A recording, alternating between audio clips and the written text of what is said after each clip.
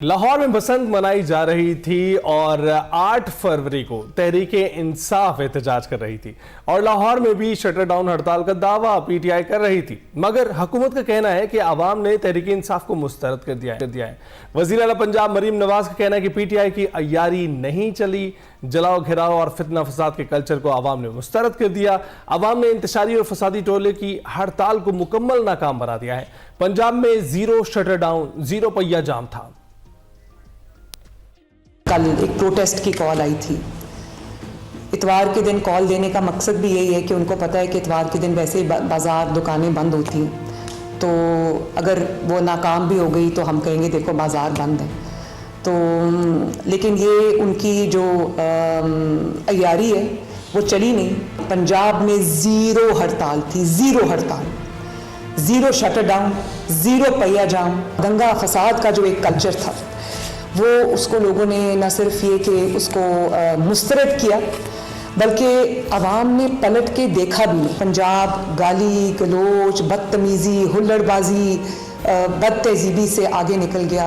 घेराव, जलाओ, shutter down, फितना, दंगा फसाद से आगे बढ़ गया। और किसी को एक जोम था कि शायद मेरे बगैर लोग जी नहीं सक रहे होंगे, उसको ये पता भी नहीं कि पंजाब न सिर्फ आगे बढ़ गया बल्कि आज उनका कोई नाम लेवा नहीं रहा। और आज आप लाहौर में देखें तो आपको लगेगा कि कोई प्रोग्रेसिव नेशन, कोई कानून पे चलने वाली नेशन। और ये मेरी उम्र 52 ईयर्स हो गई है, मैंने ये पहली बार देखा है।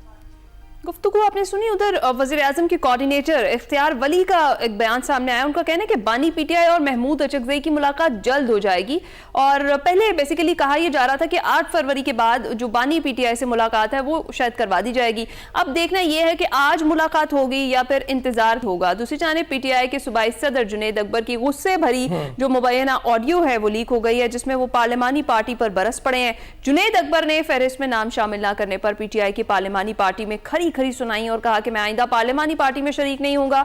मैं चीफ वेब को मानता हूं और ना ही पार्लिमानी लीडर को मानता हूं। हाँ बिल्कुल, और इसी हवाले से हमने बात करनी है। खालिद कयूम साहब सीनियर तज्जियाकार हमारे साथ इस वक्त मौजूद है। खालिद साहब बहुत बहुत शुक्रिया हमें ज्वाइन करने के लिए स्टूडियोज में। कैसे आप? जी बहुत अच्छे।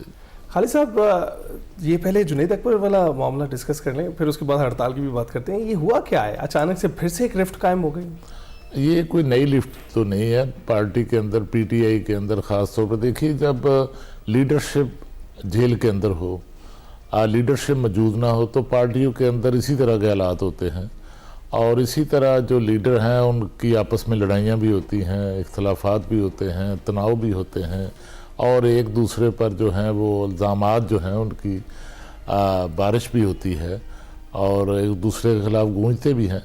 तो इसी तरह ये कोई पहली बार तो नहीं हो रहा, पीटीआई के अंदर ये मामूल है। आपको लड़ाइयाँ याद है कि कितनी लड़ाइयाँ हैं? अब तो याद भी नहीं है कि कितनी लड़ाइयाँ हो गई। वो देखिए कि इसमें कोई शक नहीं कि बहुत ज़्यादा तनाज़ात हैं पीटीआई के अंदर, और उसकी वजह यही है कि लीडरशिप नहीं है। लीडरशिप हो तो फिर वो इस तरह शायद ना लड़े। अच्छा, अब ज़रा एहतजाज की, 8 फरवरी के एहतजाज की बात कर लेते हैं, जिस पर मरीम नवाज साहिबा ने भी कहा कि पहले ही पता है कि इतवार को ऑलरेडी दुकानें भी बंद होती हैं, कारोबार भी बंद होते हैं, फिर भी ये डिसाइड किया गया कि इस दिन ही हड़ताल रखी जाएगी। तो किस तरह का रिस्पॉन्स मिला है पाकिस्तान तहरीक इंसाफ को इस एहतजाज की कॉल से? देखिए, मैं समझता हूँ कि ये जो पीटीआई ने एहतजाज किया है इसमें आप कह सकते हैं कि पहिया जाम का तो तस्वर ही नहीं था। और पहिया जाम तो शायद पूरे मुल्क में कहीं भी मुकम्मल तौर पर नहीं हो सकी। आप कह सकते हैं कि कोयटा के अंदर जहाँ बलूचिस्तान में कुछ मकामात पर शायद हुआ, लेकिन मुकम्मल पहिया जाम जो है वो नहीं हो सकता। ये पहिया जाम जो है ये 90 की और 80 की दहाई के अंदर ये पहिया जाम होते थे, जब इतनी बड़ी ट्रांसपोर्ट नहीं होती थी, जब हर बंदे के पास गाड़ियां नहीं होती थी, और उस वक्त जो ट्रेड यूनियन थी वो बहुत मुनज़्ज़म थी, बड़ी मजबूत थी, और वहाँ पर जो मार्केटों के अंदर ट्रेडर क्लास है वो भी बड़े मुनज़्ज़म और ऑर्गेनाइज होते थे। और इस वक्त तो जो है ये मैं समझता हूँ कोई भी जमात जो है वो पहिया जाम की कोशिश करेगी तो उस तरह वो कामयाब उस वक्त तक नहीं हो सकती, जब तक तमाम सियासी जमातें, तमाम सियासी और तमाम जो तबकात हैं वो एक कोई फैसला किसी कौमी मामले पर नहीं करते, तो पहिया जाम तो मुश्किल था, लेकिन response- अलामती ये आप कह सकते हैं कि ये पीटीआई का जो एहतजाज हुआ है इसको आप अलामती एहतजाज कह अच्छा, तो सकते फिर हैं। ये एक तो ये जो भी हुआ 8 फरवरी को जिस तरह से कहा, तो यही जा रहा था कि शायद बड़ा मैसिव रिस्पांस मिलेगा, पाकिस्तान तहरीक इंसाफ शायद एक्सपेक्ट कर रही थी, कुछ उस तरह से नहीं हुआ। अलामती एहतजाज आपने कहा हुआ, ईद के बाद अडयाला जेल तक लॉन्ग मार्च और धरने का कहा जा रहा है, फिर इस पर पार्टी में तकसीम दिखाई दे रही है। तो जो तहरीक इंसाफ है, क्या एहतजाजी सियासत से जो वो अभी अपनाए हुए है उससे अपने मकासद को, अपने गोल्स को हासिल कर लेगी? देखिए पीटीआई तो पिछले 2-3 साल से हम देख रहे हैं कि वो हुकूमत पर कोई दबाव बढ़ाने में नाकाम रही है, लेकिन इसका ये मतलब नहीं कि कोई हुकूमत की और एस्टेब्लिशमेंट की कोई पीटीआई से इंगेजमेंट नहीं होनी चाहिए। मैं समझता हूँ कि पीटीआई जो है वो तो इस हवाले से अपना जो किरदार था वो उस तरह दबाव में लाने में नाकाम रही, लेकिन दबाव हुकूमत पर हैं।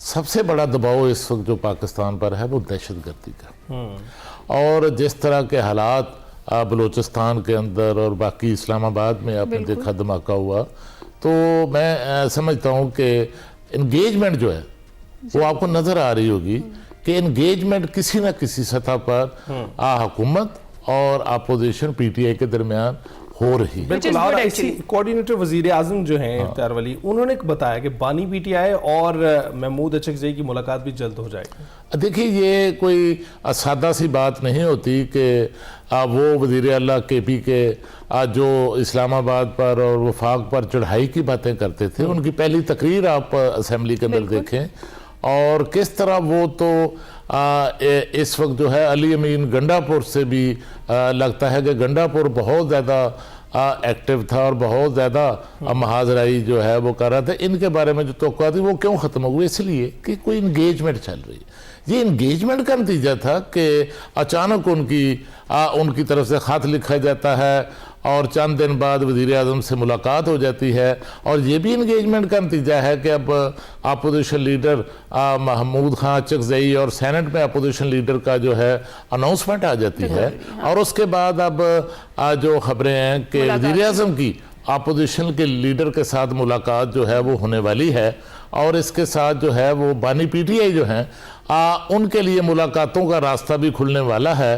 और ये भी आपने देखा होगा कि पिछले कुछ दिनों से बानी पीटीआई का जो एक्स अकाउंट है वहाँ से जो है वो बड़ी गोलाबारी जो है वो नहीं हो रही। वो ये सारे मामला जो है, ये सारी चीजें जो है, ये सारा एहतजाज भी अगर आप देखें तो जहाँ भी एहतजाज हुआ है वो एहतजाज भी पुरअमन तरीके से हुआ है। आपको कोई कशीदगी और तलखी में लगता है आप कह रहे हैं कि कुछ कमी जो है, ने एक सॉफ्ट कॉर्नर जो है वो रखा हुआ है और वो अब जरा उन्हें पता चल गया कि एहतजाज से कुछ हासिल नहीं होगा, बातचीत से मैं समझता हूँ सिर्फ पीटीआई ने नहीं रखा, हुकूमत की तरफ से भी तलखी जो है उसमें कमी वाकई। कल आपने ख्वाजा आसफ साहब का जो पार्लियामेंट के अंदर आज जो उनका बयान था आपने देखा, उसमें वो पहले वाली तलखी उनके बयान में नहीं थी।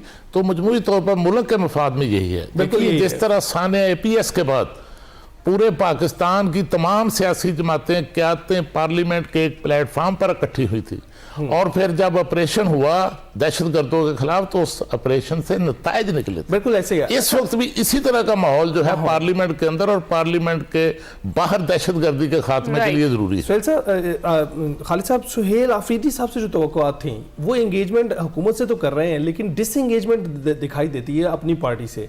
बैरिस्टर गौहर को देख लें मामला, जुनैद अकबर का मामला देख लें, उसमें कोई बयानबाजी, उसमें कोई सलाह मशवरा नहीं कर रहे हैं वो। देखिए वो जहाँ से उनको कोई लाइन या हदायत मिल रही हैं वो तो मैं समझता हूँ कि जो अडयाला जेल से उनके लिए हदायत आ रही हैं उसके मुताबिक वो चल रहे हैं। आपने पहले भी इस पर वाज़ेह किया। बहुत शुक्रिया खालिद क़य्यूम साहब हमारे साथ सियासत को डिस्कस कर रहे थे। अभी ब्रेक पर जाएंगे।